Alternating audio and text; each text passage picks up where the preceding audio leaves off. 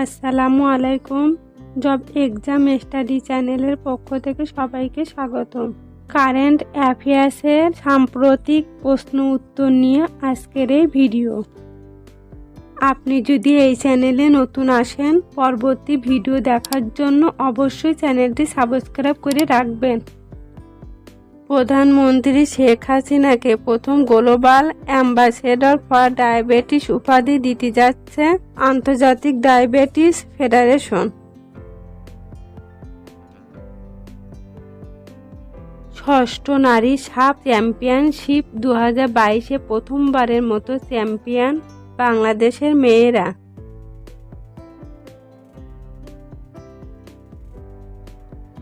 চুয়াল্লিশতম Moscow আন্তর্জাতিক চলচ্চিত্র উৎসবে বিশেষ জুরি পুরস্কার সিলভার সেন্ট জর্জ অ্যাওয়ার্ড জিতেছে বাংলাদেশের সিনেমা আদিম।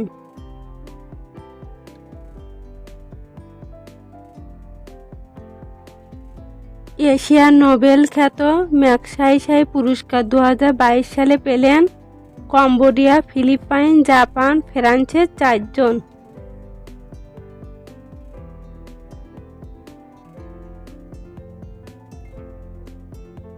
সাহিত্যে নোবেল পুরস্কার 2022-এ পেলেন ফার্সি লেখক অ্যানি অ্যানাক্স।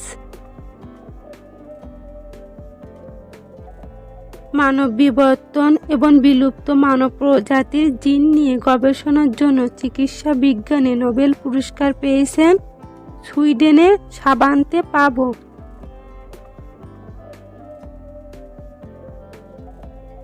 কোয়ান্টাম মেকানিক্স অবদানের জন্য 2022 সালে পদার্থবিজ্ঞানে নোবেল পুরস্কার জিতেছেন 3 বিজ্ঞানী।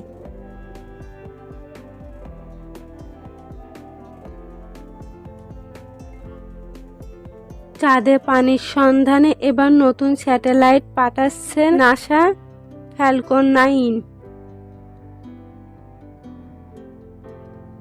জাতীয় সংবিধান দিবস ঘোষণা করা হয়েছে 4 নভেম্বর।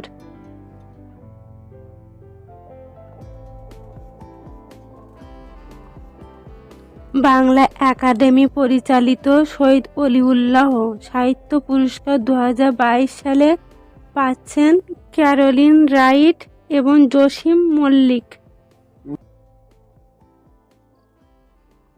শান্তিতে নোবেল পুরস্কার 2022 সালে পেলেন বেলারুশের মানবাধিকার কর্মী অ্যালেক্স বিয়ালিয়াতস্কি এবং রাশিয়া ও ইউক্রেনের 2 মানবাধিকার সংগঠন।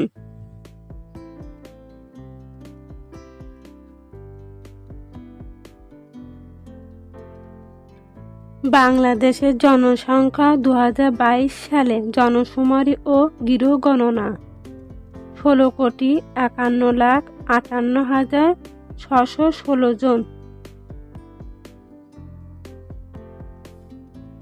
মেট্রো রেল চালক, ট্রেন অপারেটর এবং স্টেশন কন্ট্রোলার দলে 2 নারী, মরিয়ম আফিজা ও আসমা আক্তার। বঙ্গবন্ধু শেখ মুজিবুর রহমান ও তার কন্যা শেখ হাসিনার উপর লেখা মহাকাব্যিক উপন্যাস divine destiny, the legend of a father, a daughter and a holy bond.